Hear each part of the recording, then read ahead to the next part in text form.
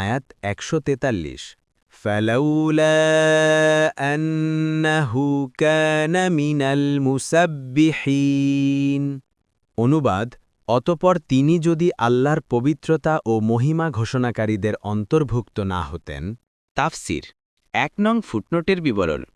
এর দুটি অর্থ হয় এবং দুটি অর্থই এখানে প্রযোজ্য।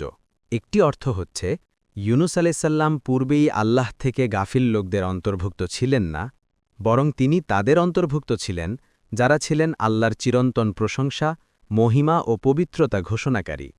অন্যত্র বলা হয়েছে, তাই সে অন্ধকারের মধ্যে থেকে ডেকে উঠল, আপনি ছাড়া আর কোনো ইলাহ নেই, পাক পবিত্র আপনার সত্তা, অবশ্যই আমি অপরাধী।